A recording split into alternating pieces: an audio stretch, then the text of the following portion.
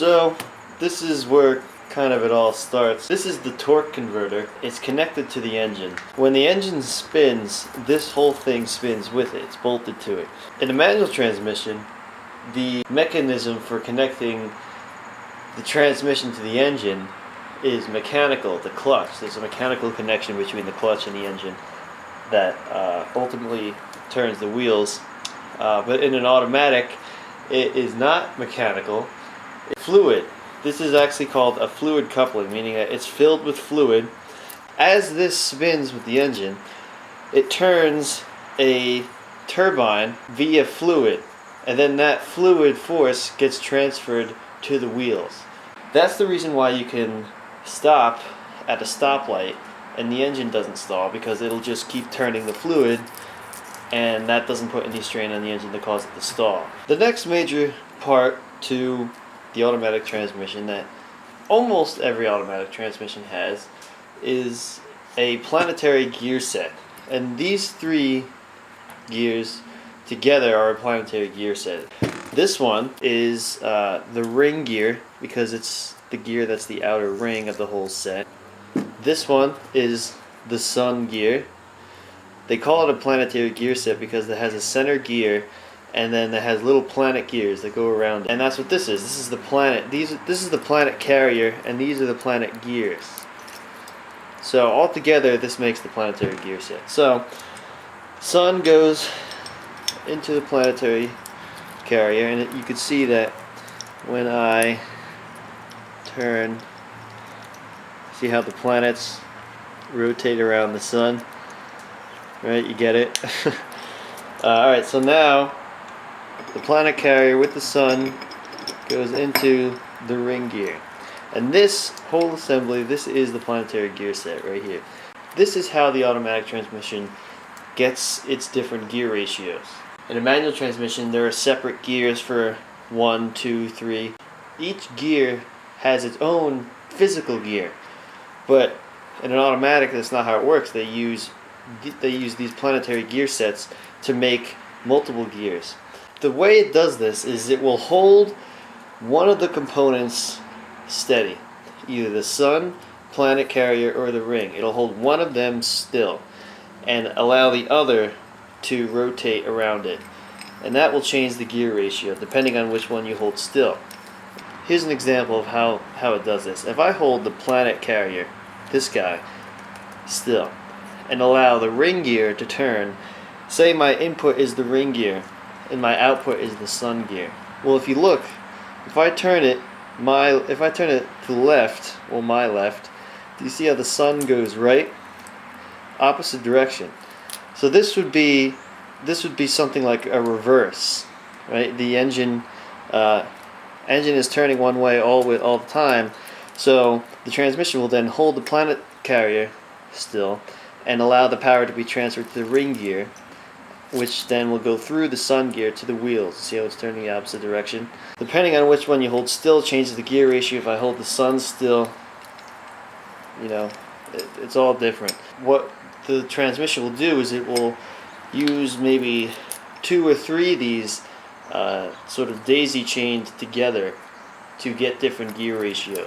But this is pretty much how it works. So basically, it just uses these planetary gear sets, and the way it gets different gear ratios is to hold one component steady and rotate the other components around that steady component.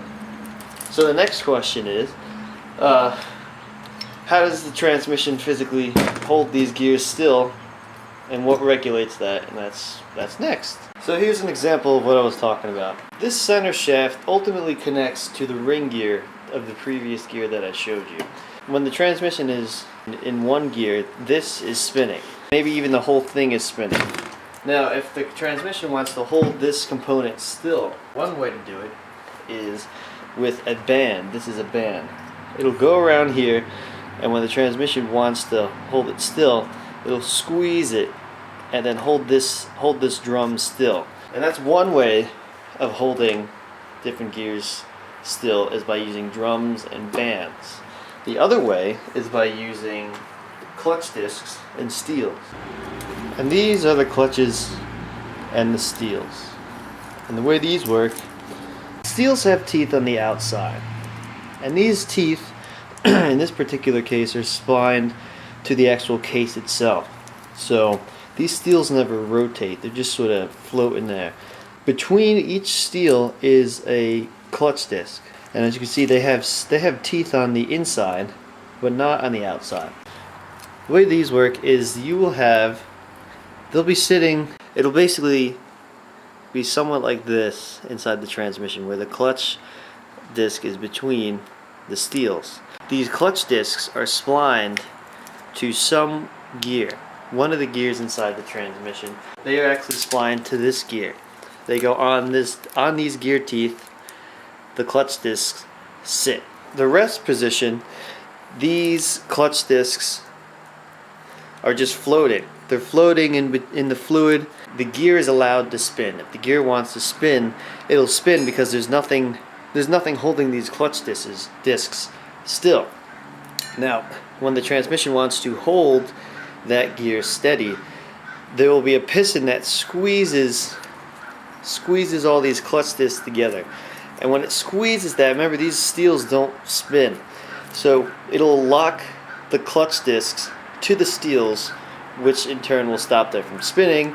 And since the clutch discs are splined to the gear will, when it wants it to spin again, it just releases the pressure and allows the gear to spin. So this is how the train actually controls when the shifting occurs and what does it. This is pretty much the brain of the transmission. It's called the valve body. There's a series of fluid passages that direct different pressures of fluid to different areas. And if I lift this, you can see all the fluid passages in here. But it's filled with valves that move and control where different fluid goes at different times in different passages. And the whole thing is run hydraulically through this huge hydraulic circuit. Here's an example of one of the valves. This is the throttle valve, and you can see you could push it in and it pushes back with a spring. And this particular valve is controlled by your throttle cable, and it changes pressure in the valve body. So say you're cruising in 4th gear and you need to accelerate very fast. You're in a situation when you need a lot of power. So you floor the linkage is sent through here, which pushes down on this valve, which will open up different passages to allow fluid to downshift. The factory service manual has the hydraulic circuits of each gear. You can go through and study this and you'll see. But here's an example of what I'm talking about. This is a valve, this black thing right here. The vehicle speed goes through this. It's called the governor pressure. I'll get to that in a second. Vehicle speed changes the hydraulic pressure, which pushes on this valve. Now when the pressure gets enough, it'll push it down and allow fluid to travel through different passages through here, because as you can see, it's blocked by this. So this is the 2-3 valve. Okay, so here's the 2-3 shift valve. Right now this diagram is for 2nd gear. The governor pressure is the pressure built by the actual speed of the vehicle. So as the speed increases, this governor pressure is going to increase and push this valve down. So when it does, it'll shift to 3rd, and it pushes that valve down and allows this fluid to travel through this passage all the way around different check balls and engage different clutches, and that'll be in 3rd gear. Now say you need some extra power, you'll floor the gas pedal, and yellow is the throttle valve, which is the one I was showing you up there. So it'll actually redirect the pressure. It'll increase the pressure on the opposite side of the valve, so then it will push it back that way, and you will be back in 2nd gear. I said I'd talk about the governor pressure. This is a governor. Older transmissions have governors. Basically, this is attached to the final drive of the transmission, so this spins at the speed that the wheels spin at. As this spins, these little side flaps here will get pushed away by the centrifugal force of the spinning.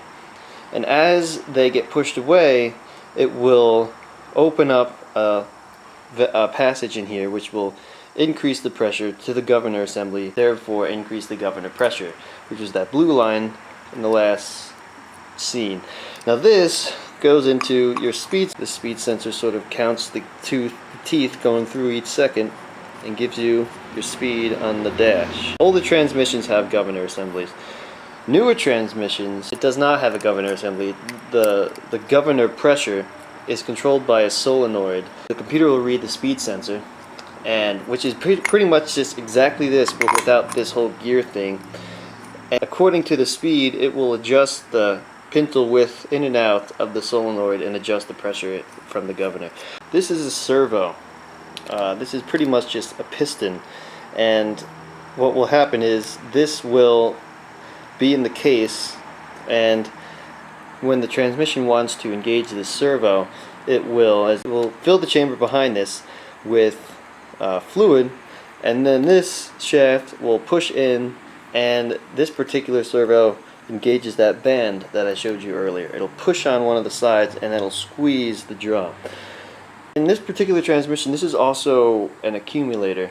Accumulators in transmissions are used for if you're driving a standard transmission and you need to engage the clutch smoothly for a smooth shift. You'll let it go smoothly onto the clutch. You won't make it harsh. So this is pretty much the foot in an automatic transmission. If the fluid fills up the clutch packs too quickly, it'll engage them very quickly and very hard. But this will sort of have a reservoir or a cushion for the fluid to not be applied so harshly, and then you will have a smooth shift. So that's pretty much how an automatic transmission works in a nutshell. Thanks for watching.